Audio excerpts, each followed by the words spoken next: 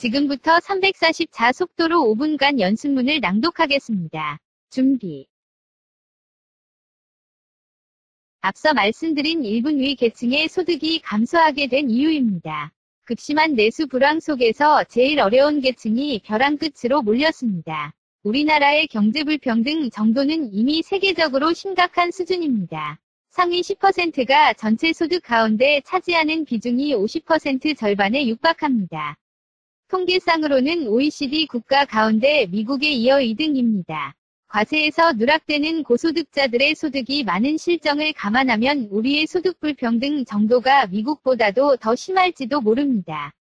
그런 터에 잘 사는 사람들은 더 잘 살게 되고 못 사는 사람들은 더 못 살게 되는 현상이 가속화되는 것은 참으로 우려해야 할 일입니다.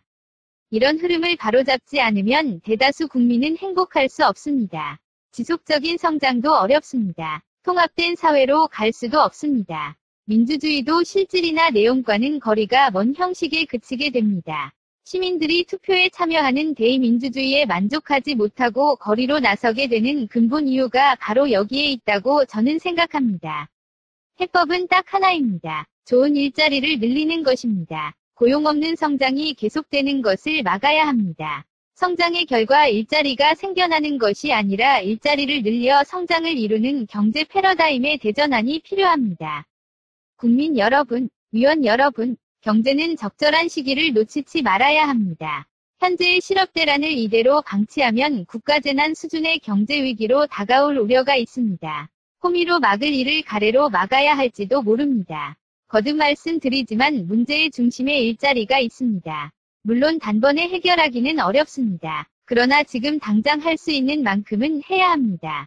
추경을 편성해서라도 고용을 개선하고 소득 격차가 더 커지는 것을 막아야 합니다. 다행히 지난해에 이어 올해에도 세수 실적이 좋아 증세나 국채 발행 없이도 추가 예산 편성이 가능합니다. 이렇게 대응할 여력이 있는데도 손을 놓고 있는다면 정부의 직무유기이고 나아가서는 우리 정치의 직무유기가 될 것입니다. 이에 정부는 올해 예상 세수 증가분 8조 8천억 원과 세계잉여금 1조 1천억 원 기금 여유자금 1조 3천억 원을 활용하여 총 11조 2천억 원 규모의 일자리 중심 추경 예산안을 편성했습니다. 존경하는 국민 여러분, 위원 여러분, 이번 추경 예산은 재난에 가까운 실업과 분배 악화 상황에 즉각 대응하기 위한 긴급 처방일 뿐입니다. 근본적인 일자리 정책은 민간과 정부가 함께 추진해야 할 국가적 과제입니다. 그러나 빠른 효과를 위해서는 공공부문이 먼저 나서야 한다는 생각입니다.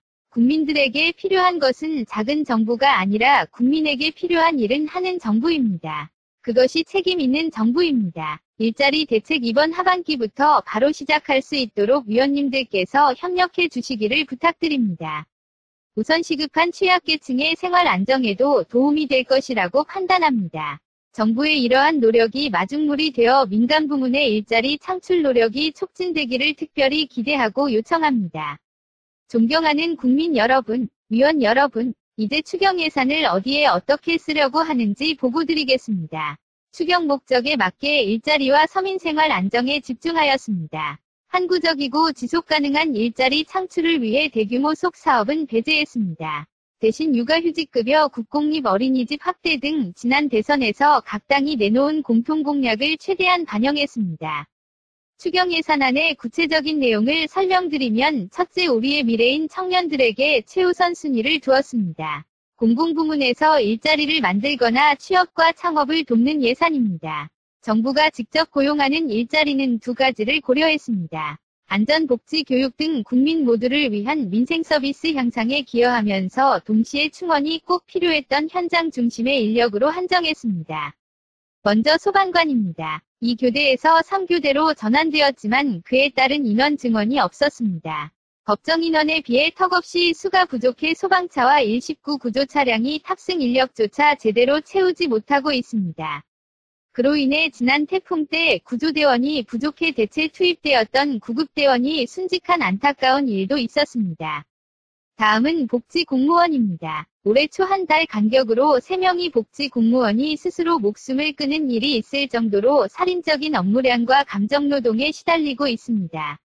근로감독관도 부족합니다. 감독관 1명이 근로자 1만 2천여 명, 사업장 1,500여 개를 담당하고 있는 실정입니다. 최저임금 위반이나 아르바이트비 체불 등은 단속할 엄두조차 내지 못하